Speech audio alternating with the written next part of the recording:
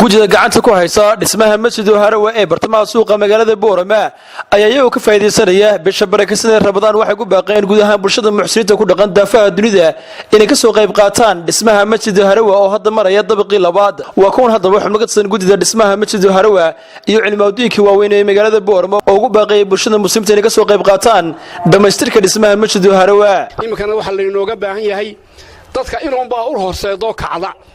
in guddi aba isxilqaantay oo kacday laakiin dadka ay ku kaceen waa ayo niyadiisu waa ayo waa shacbiga Boorama weey in laga wada qayb galo oo laga qayb qaato masaajidadu khayr bay leeyihiin mid qof walba wuxuu ku calaacalaabaan masaajidka maalintuu dhamaadun buu ilaa la aadniyo maalintii waa kan masaajidka dhammaan maalintii islaanaha hamaan waxba ku darsaday oo buu ilaa la yiraahdo waxa la yiri ninba culimada afwaa al-mashaayikh waxaan ka maqalay maalinta qiyaamaha ninba la soo saari doonaayo ilaahay xasanaad badan baad heshay yiri markaas ahlu khayr ba macna hayne halkay wax iiga yimaadeen khayr galaba macna hayne waxa la yiri ay ba tuursay aygi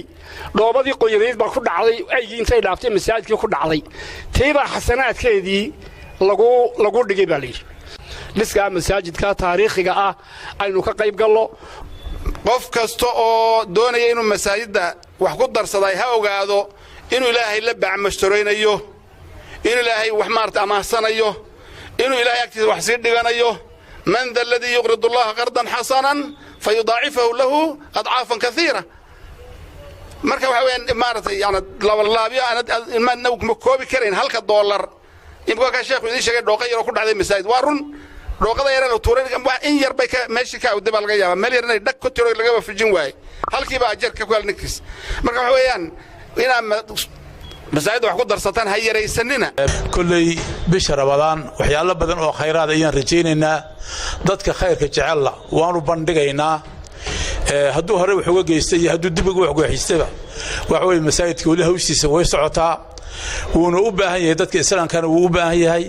iyakuna way u baahan yihiin khayrkiisa iyo barakadiisa masaajidku dabaqii labaad bay imka noo socdaa haddii ilaahay yiraahdana de waxa aan doonaynaa inaanu dabaqa labaad Ramadaanta gudihiisa la shubno laba kalena way noo dhiman yihiin waxa loo baahan yahay insha Allah dadka muxsiniinta ah meel kasta ay joogaan inay muxuu ahaa ay masaajidkaasi dhismihiisa nagala soo qayb galaan oo ay waxtar u soo geystaan nabiga kaleey salaatu wasalaam ka xadiiska ku lahaa ninkii masaajid dhisa ilaahay waxa uu dhisaa jannada oo kale bayt buu uga dhisaa waxaan idin sheegaynaa in miskiidka ay idin baahan yahay oo hadda la yiraahdo wax bixintiisa aad ka qayb gashaan ogeysiin baa looga jeedaa hore loo soo bandhigay way mahadsan yihiin dadkii wax ka geystay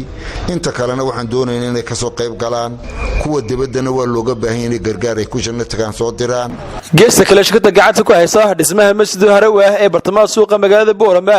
ayaa geestooda waxay ka warbixiyeen halka uu marayo dhismaha masjidkani waxaan dhisaynaa masjid harawo anigoo ku hadlaya codka shirkadda Carraale Construction Company shirkaddan Carraale Construction Company waxay ballan qaaday dhammaan engineerinka